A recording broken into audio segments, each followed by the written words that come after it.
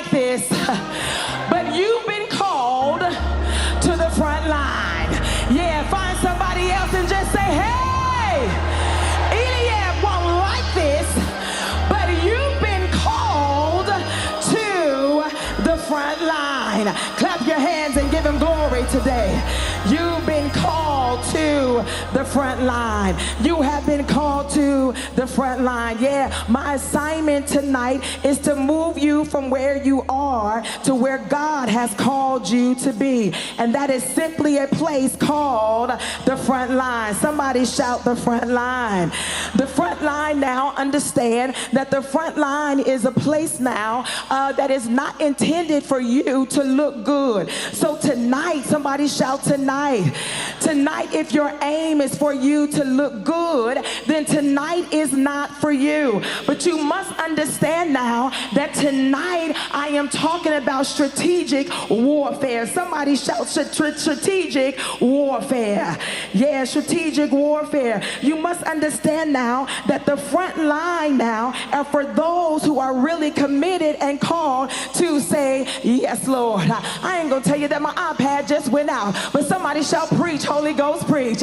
Yeah, so the front line now is not intended to show you off.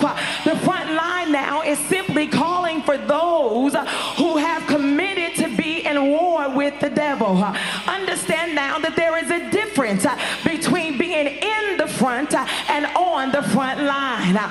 Somebody asked me, what is the difference? Yeah, what is the difference, Lawanne? I am glad that you asked, because understand that being in the front is different than being on the front line. Yeah, those who desire to be in the front are generally those who want you to celebrate them, but they can't celebrate nobody else. Yeah, being in the front. Being in the front now, yeah, are usually those leaders who are ambitious to be at the top, but they don't know how to talk to nobody that God has called them to. Somebody shout in the front. Yeah, in the front now, front line, front behavior. When you're in the front, it will make you think that it's okay to come to church 2 hours late and parade in an outfit that took you 2 weeks to put together, but you can't give God 2 minutes of worship. Yeah, it's fronting behavior.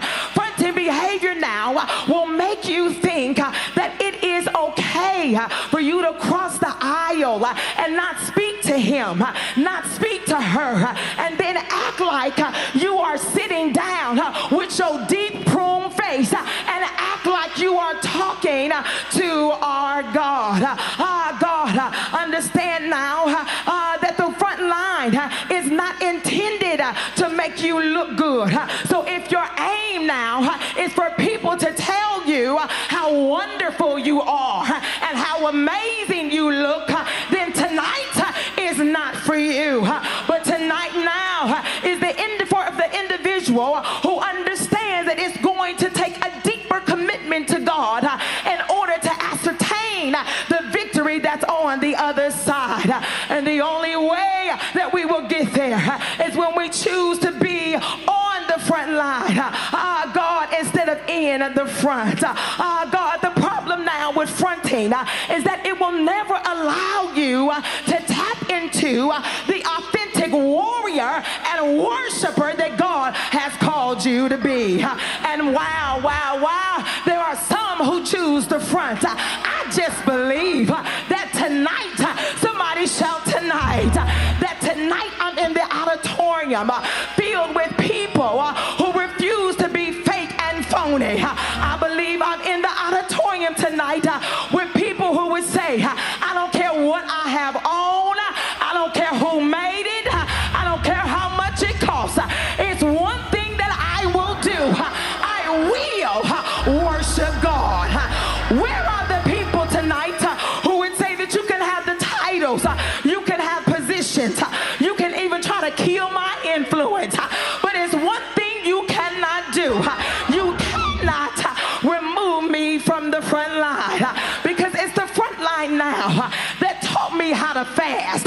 It's the front line now that taught me how to pray. It's the front line now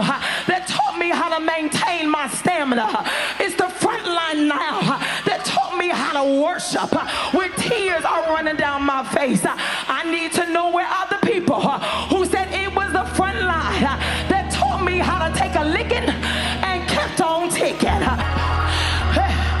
Front line. And so let's lean into this text just for a minute, and I promise we're going home together. God, so it is here now when we lean into the text that you find David now who teaches us what to do on the front line. But in order to understand the dynamics in this pericope, we must now revisit the genesis of his call. You must understand tonight that this is the same David who Samuel anoints. The Bible lets us know that after the disobedience of Saul, that God sends Samuel to Bethlehem to anoint the one that God will show him.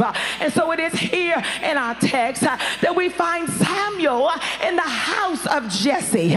It is Jesse and his sons who is afforded the opportunity to have a sacrificial meal and a moment of worship with the prophet.